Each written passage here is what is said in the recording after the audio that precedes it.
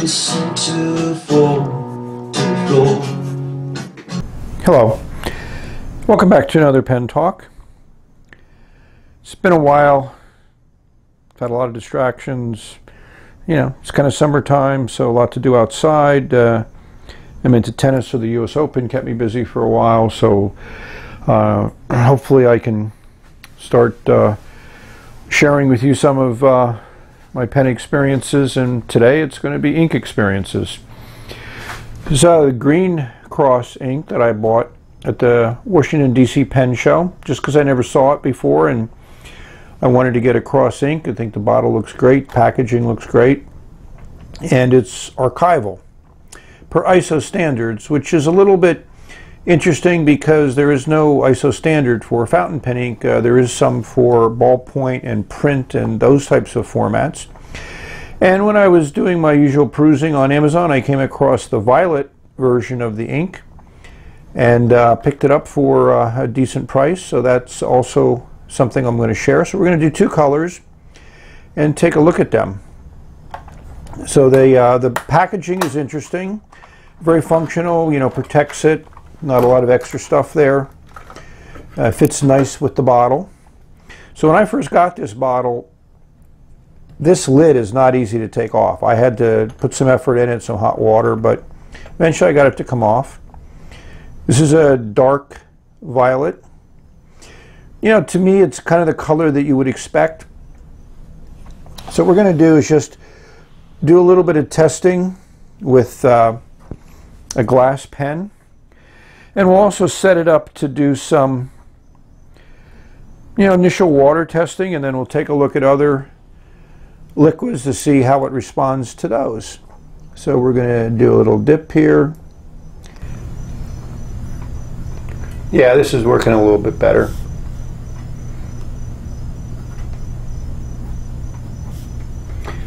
Wetter than I expected for this glass nib. We'll just do a smear because it's going to be intense. So I mean, that's a pretty nice violet. It's dark enough to work in a number of different environments. So we're going to now compare that to the green in this glass pen. Take a look at the lid on the green. It's also a pretty intense color. Not quite as intense as the violet appeared.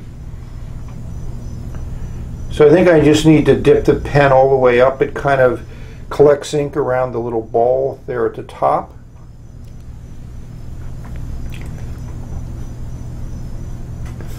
Yes, this doesn't seem to be as wet as the violet was. Interesting.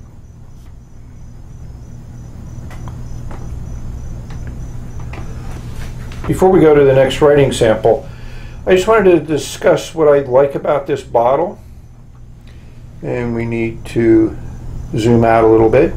I think this is an excellent design. Not only is it aesthetically pleasing, but it's functional. I mean, that's not going to tip over. Very stable. Love the design on top of the cap.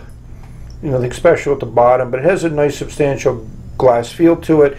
And the opening is good size. You're not going to have any trouble with any of the majority of your pens are going to fit well inside of there.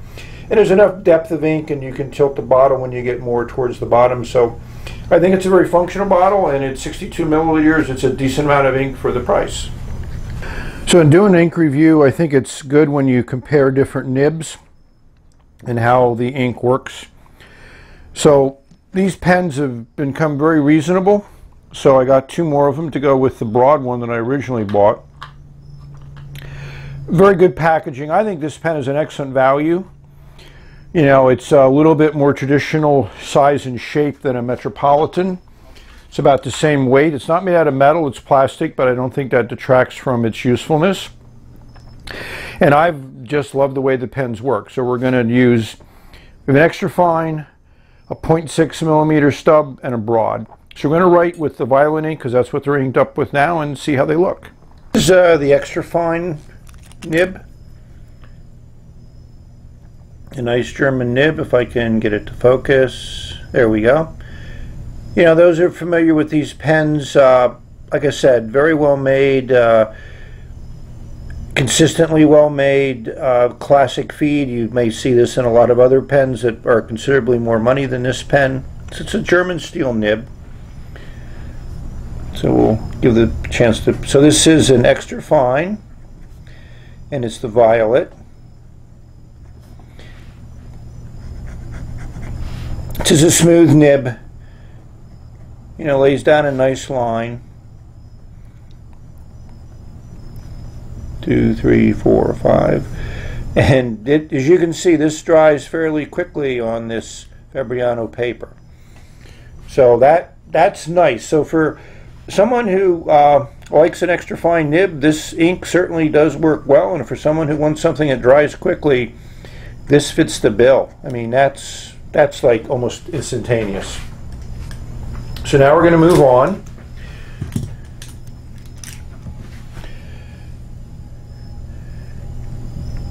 to the 0.6 millimeter stub. I don't have a 0.6, I have 1.1s, I have 1.5s, and I have 1.9s, but I don't have this particular nib shape and size. So as you can see, very similar.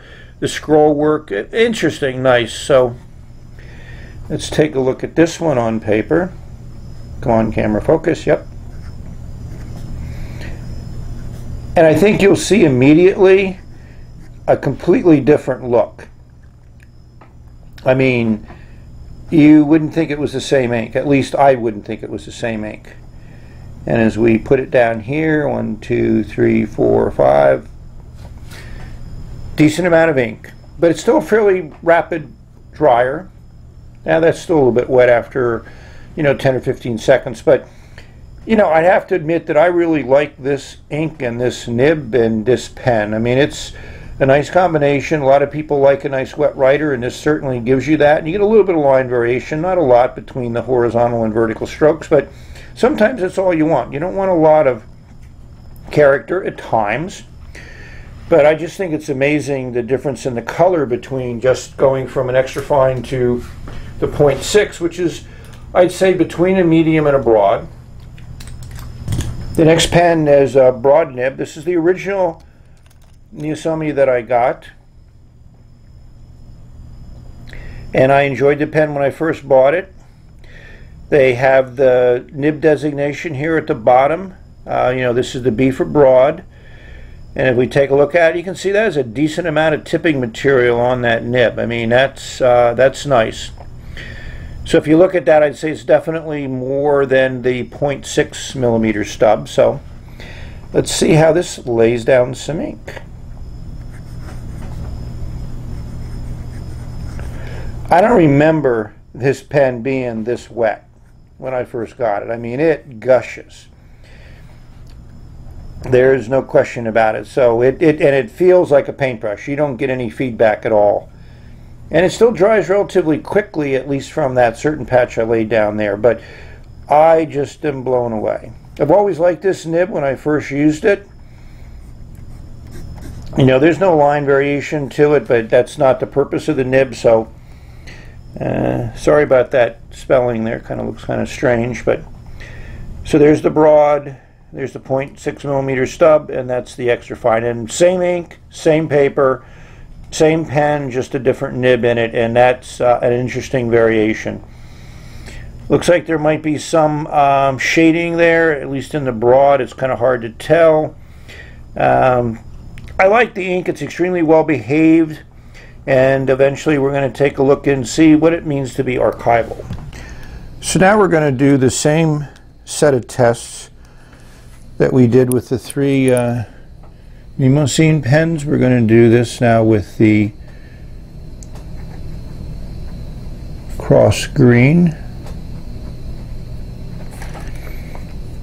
And this is the extra fine again, and this is a very fine nib. I've been working on getting this nib to be a little bit wetter.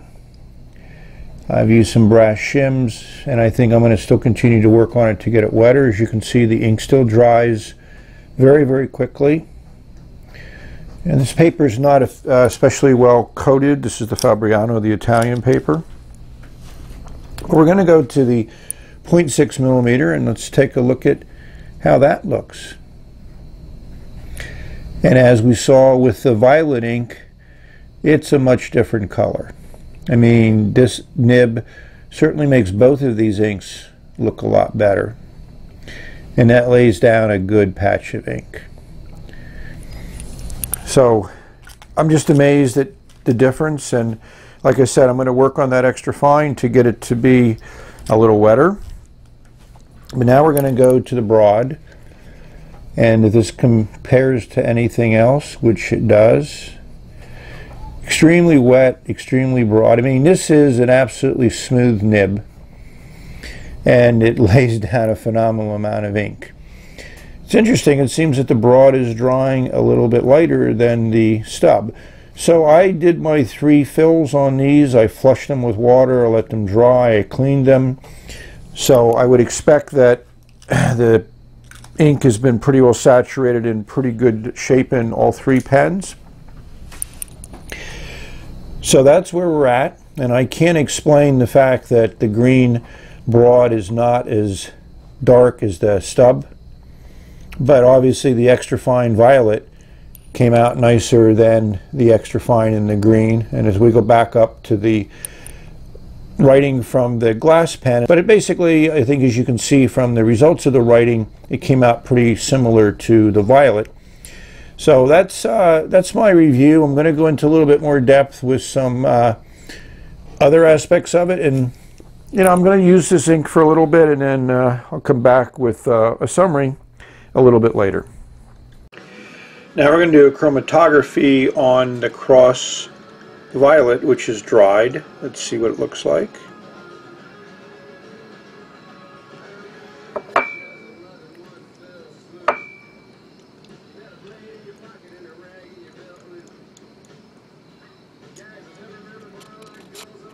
It dried for a day. I'm not certain of the archival properties based on this chromatography. And it's a pretty fast spread, and you really can't see the initial laydown of ink. It'll be different when you compare it to the chromatography that wasn't dried. As you can see, there's nothing really left of the original inking. When it dried, it certainly spreads less, but not what I expected. I expected a really dark line at minimum and minimal spreading of the ink. Now we'll do chromatography on the dried Cross green.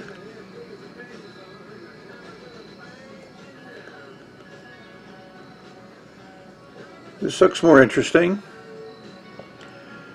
Looks like the original ink that dried is pretty much staying in place, and obviously you're going to get some spread. It's not going to be zero, but as more and more of the water soaks up into this coffee filter paper, you can see less and less of the original line of ink. But again, as we compare it to the chromatography of the undried ink, you can see that it certainly does spread less. The blue's a little bit more prominent at the very top, but it just spread out over a wider area. And the spread of the ink is pretty similar. I mean, there's a little bit of change after a period of time, but not going to be much. So let's see how the water works on the paper. We did the green ink. It wasn't as dark on the broad nib as it was on the 6mm stub. So I flushed again multiple times to make certain that the ink in the pen was clean, and the second writing basically looks as much the same as the first writing, and still is a lighter color than the stub nib, which I can't explain. On the purple, we don't have that same issue.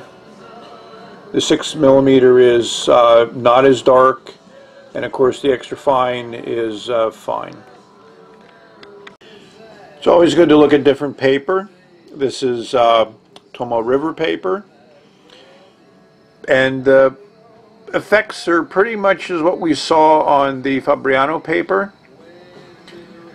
And this one, the 6mm, does appear to be maybe a little darker, but not quite as pronounced as it is in the green ink. I had a little trouble with the extra fine, so eventually I got the nib to flow as well as I could get it to flow. And here in the green, you can also see that the 6mm is definitely darker, so different paper. And that's a really nice spread there. But it's definitely an interesting ink. I definitely enjoy the ink. I think both of these colors are very nice. We're going to do a little bit of water test now, just plain water. So put a couple drops here in play.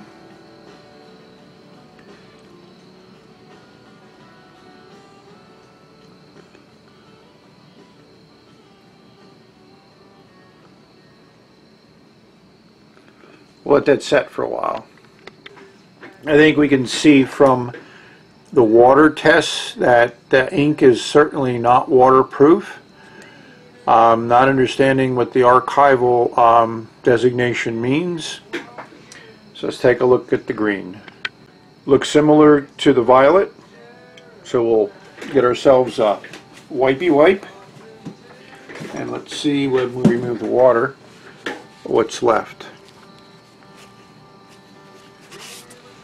Well, that's pretty obvious. I don't think it's worth testing any other liquids. If it's not resistant to water, it's certainly not going to be resistant to ammonia or bleach or any of the other components.